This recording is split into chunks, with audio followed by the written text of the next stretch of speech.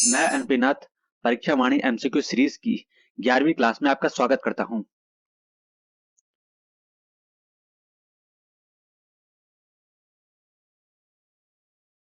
जैसा कि मैंने आपको हमेशा बताया है, हम इसमें एमसीक्यू के 10 प्रश्न करवाएंगे और उनसे जुड़े फैक्ट भी आपको बताएंगे।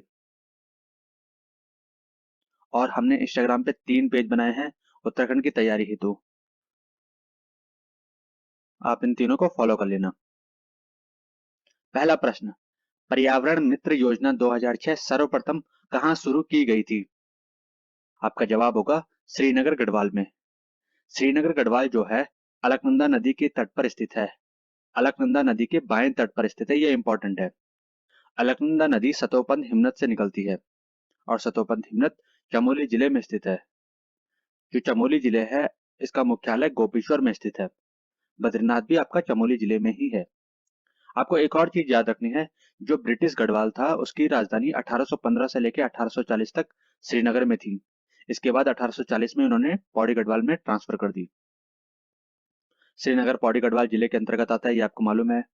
और एक और चीज, पौड़ी गढ़वाल एकमात्र ऐसा जिला है जिसकी सीमा अधिकतम जिलों से लगती है। टोटल 7 जिलों से लगती है। दूसरा प्रश्न देखते हैं।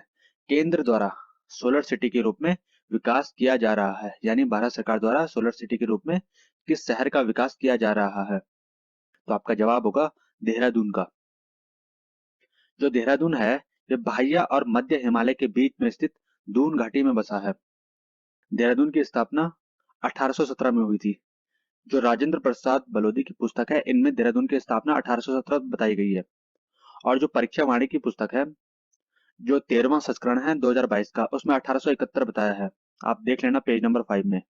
और जो परीक्षा वाणी की पुरानी की पुस्तकें हैं, उनमें 1817 बताया है। तो आप दोनों नोट करके रख लीजिए। एग्जाम में जो आएगा आप उसको टिक कर लेना। और अगर दोनों आ जाते हैं, अगर ऑप्शन में 1817 और 1871 दोनों आते हैं, तो फिलहाल तो आयोगी आपका मालिक है। महाभारत काल में जहां पर वर्तमान में टपकेश्वर मंदिर है, वहां पर आचार्य द्रोण का आश्रम था। इसी कारण इस घाटी को द्रोण घाटी के नाम से जाना जाता है। देहरादून का पुराना नाम पृथ्वीपुर भी है। देहरादून में कुछ प्रमुख स्थल है, जैसे मालसी डियर पार्क, इसको आप देहरादून जू कहते हैं। राजाजी नेशनल पार्क, टपकेश्वर महादेव, जो टपकेश्वर महादेव है ये भगवान शिव को समर्पित मंदिर है। सहस्त्र धारा भी देहरादून में है। देहरादून में 4 सिद्ध है। दत्तात्रेय भगवान के 84 सिद्धों में से 4 सिद्ध देहरादून में स्थित है। ये सिद्ध है लक्ष्मण सिद्ध, कालो सिद्ध, माणक सिद्ध और मौडू सिद्ध। प्रश्न 3, 108 आपातकालीन चिकित्सा सेवा किसके नाम पर है? 108 आपातकालीन चिकित्सा सेवा पंडित दीनदयाल उपाध्याय के नाम पर है। ऑप्शन ए राइट है। पंडित दीनदयाल उपाध्याय राष्ट्रीय शारीरिक विकलांगजन संस्थान, ये दिल्ली में स्थित है। ये भारत का सबसे बड़ा, जो शारीरिक रूप से विकलांग होते हैं उनके लिए इंस्टीट्यूट है। और यह संस्थान भारत सरकार के सामाजिक न्याय और अधिकारिता मंत्रालय के अंतर्गत आता है। इसी तरह राष्ट्रीय दृष्टि दिव्यांगजन सशक्तिकरण संस्थान के नाम से देहरादून में भी एक सबसे बड़ा संस्थान है। यह संस्थान जो आंखों से विकलांग होते हैं, यानी जो लोग ब्लाइंड होते हैं, ये उनके लिए है। ये भी भारत का सबसे बड़ा संस्थान है। ये संस्थान भी भारत के सामाजिक न्याय और अधिकारिता मंत्रालय के अंतर्गत आता है।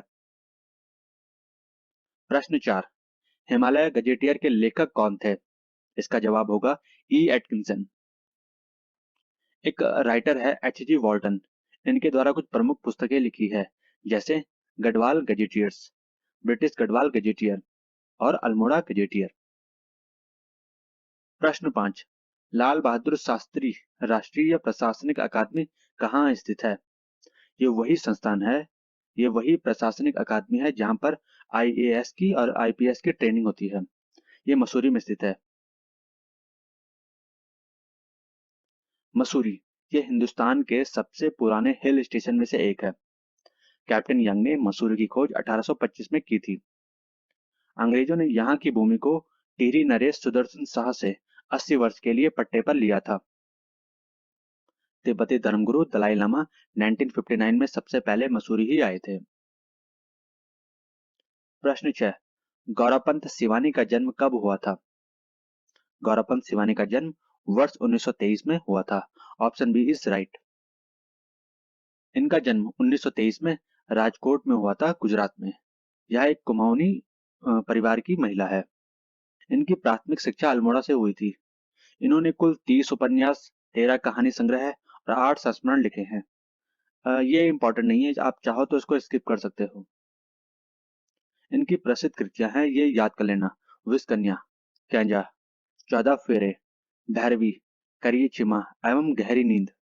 इनको अनेक पुरस्कार मिले हैं, जैसे भारतेंदु हरिश्चंद्र सम्मान 1979 में, पद्मश्री 1981 में, महादेवी वर्मा सम्मान भी इनको मिला है 1994 में, सुब्रमण्यम सम्मान 1995 में, हिंदी सेवा निधि राष्ट्रीय पुरस्कार 1997 में।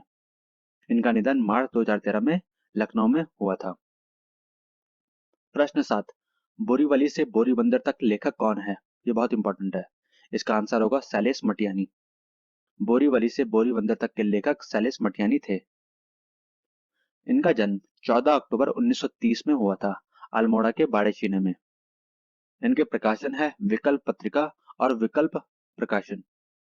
इनकी एक सांस्कृतिक पत्रिका है जनपक्ष। इनका भी इन्होंने संपादन और प्रकाशन किया था। इन्होंने भी 25 उपन्यास, 19 कहानी संग्रह, 10 वैचारिक लेख संग्रह तथा 1 दर्जन से अधिक बालोपयोगी पुस्तकों का सृजन किया। ये भी इतना इम्पोर्टेंट नहीं है कि एग्जाम में ऐसा नहीं पूछने वाला कि इन्होंने कितने उपन्यास या कितने कहानी संग्रह लिखे, तो आप इसको स्किप कर सकते हो। इनका देहांत हुआ था 2001 में। प्रश्न 8, गंगा को केंद्र द्वारा राष्ट्रीय नदी कब घोषित किया गया? सही जवाब होगा नवंबर 2008 में।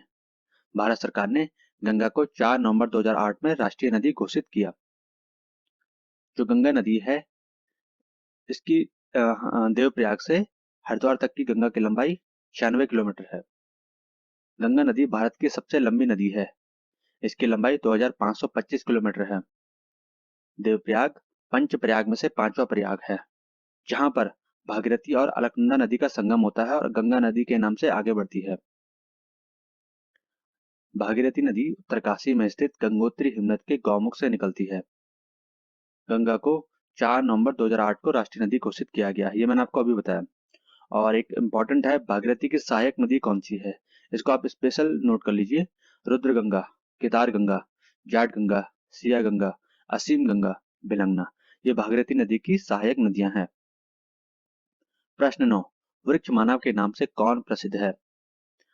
विश्वेश्वर दत्त सकलानी। वृक्ष मानव के नाम से विश्वेश्वर दत्त सकलानी प्रसिद्ध है।